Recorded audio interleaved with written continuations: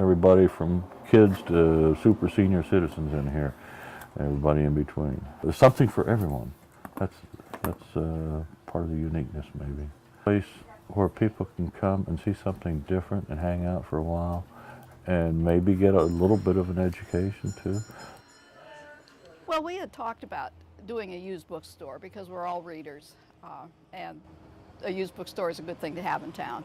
And the one that was here for several years closed several years ago. And we talked about doing that when my husband retired. He was on the faculty for 30 years. So then this house came on the market and we put a bid on it. And lo and behold, we were the lucky winners. Then we had to get to work and start fixing it up because it needed a lot of work.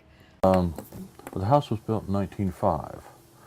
Okay, it was built by a person who ran a store downtown. He was a shopkeeper.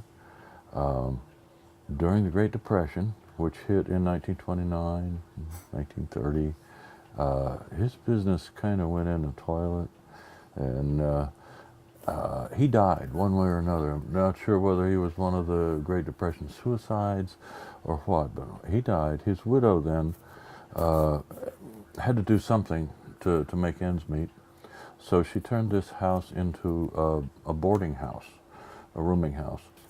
Now, in '64 it was taken over by a fraternity, and it got changed quite a bit.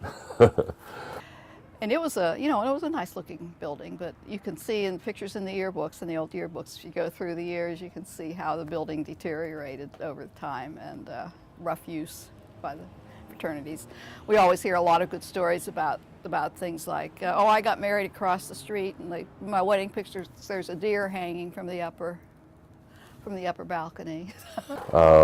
What you see behind me here, there was a firewall right here, and all of these railings and so on were gone. There was nothing there but a wall. That window up there was gone, and fraternity paddles had been nailed across the window. It was kind of cute. We'd heard this house was on the market. We heard that some people wanted to buy it, turn it into a Dairy Queen or something, tear it down. And we heard the church across the street wanted to buy it, raise it, and put in a parking lot. And we thought, no, we can save this house. We kind of like to restore old houses anyway, so we did. And my wife's always wanted to have a bookstore kind of thing, and I've been something of a collector of odds and ends, so that's what we did, converted it into a used book and antique store. So that's the history. We have a 10 o'clock advertised starting time, and we will start at 10 o'clock, as I said, right at the end of the driveway. Well, we've always done the auction, so we all had, our daughter moved back to Clarion the year before we bought this, and she has an old house down on 7th Avenue too, and we all like old houses and like to fix them up and make sure they're saved and everything, and we all did auctions, and we all had garages full of stuff that was left over from auctions. So it was like, you've got to do something with this, so here we are.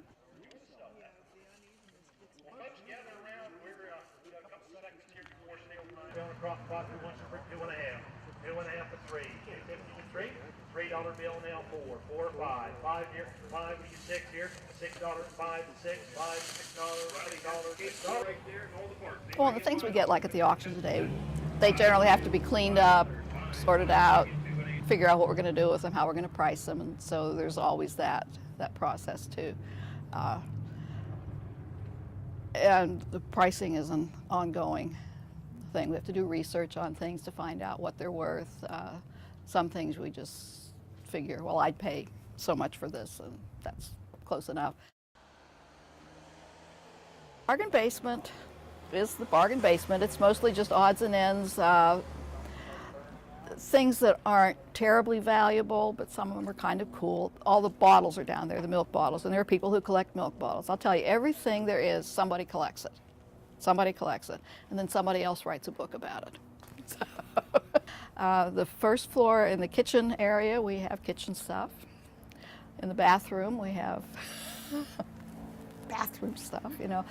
There's an old washstand in there.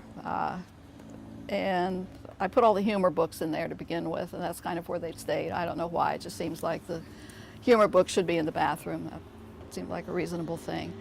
In the dining room, again, a mix of books and dishes, china, glassware, that kind of thing. In the front room, most of the jewelry is in there.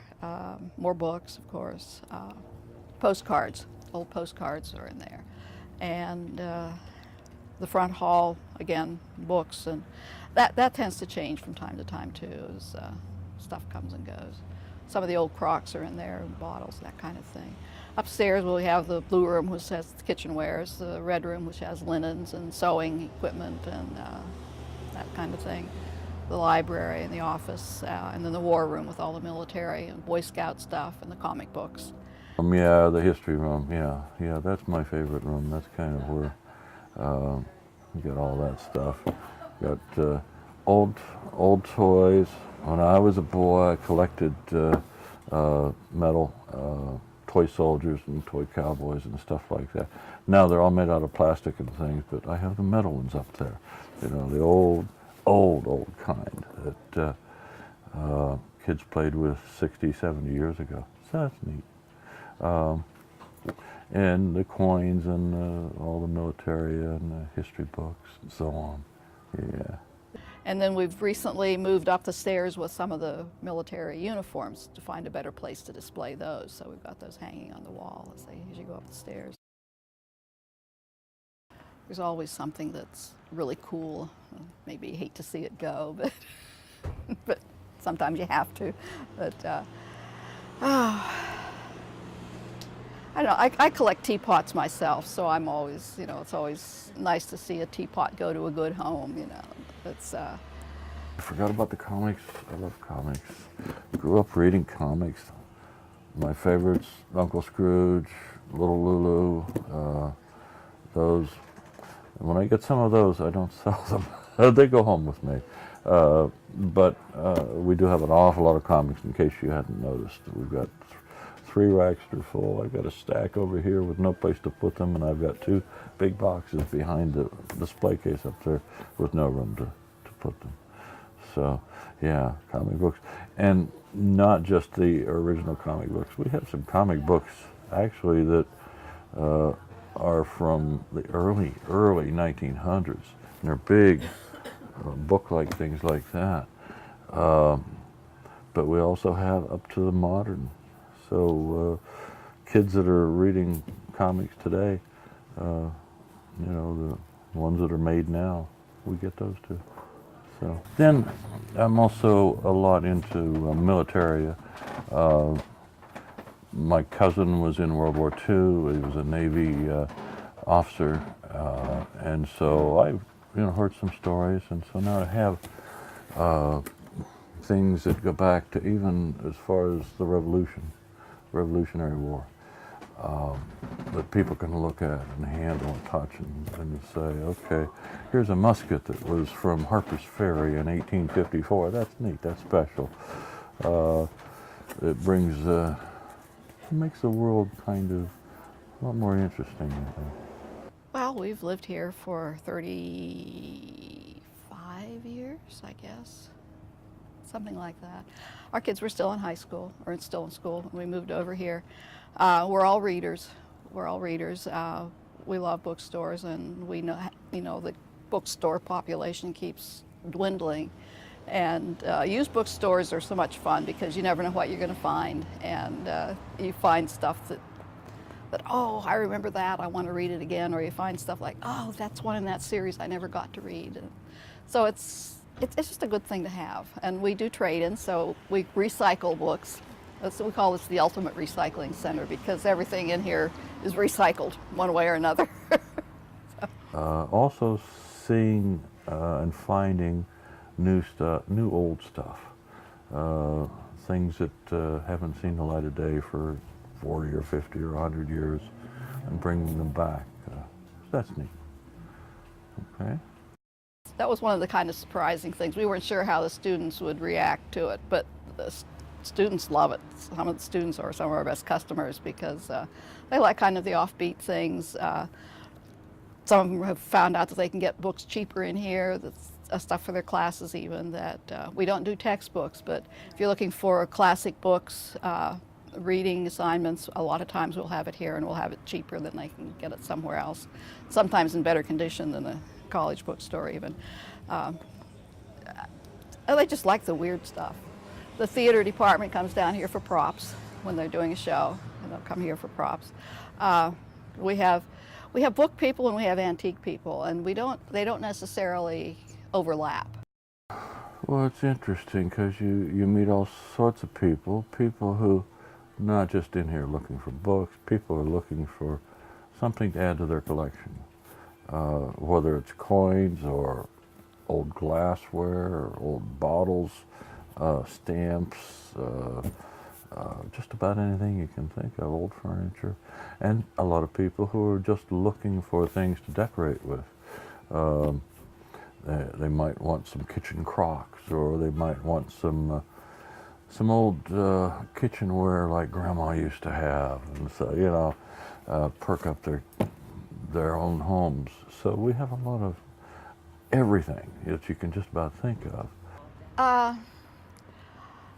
It's always in a kind of changing thing. When we started out, we thought we'd do a little tea shop thing, but that never got off the ground. So after about a year, we decided that was not going to work. So we just filled the place up with stuff, and it just never really took off. So I don't think there's anything different. We tend to sometimes eliminate some kinds of things. That, like I say, we don't do textbooks, and there are some kinds of modern collectibles that we don't get into. We don't do baseball cards anymore because the whole market for that has just gone down. So, there are things like that that we kind of get away from. But other than that, just kind of maintain. So, I'm not sure I anticipated that we would still be here after 7 years because, we have no idea how something like this is going to work. So now we have the best spot in town. So do you think that it kind of works almost like a museum in some ways? It is, absolutely, yeah. A museum that's a good way of, it's a museum where the things that are here are actually for sale. And we kind of hate to see them sold.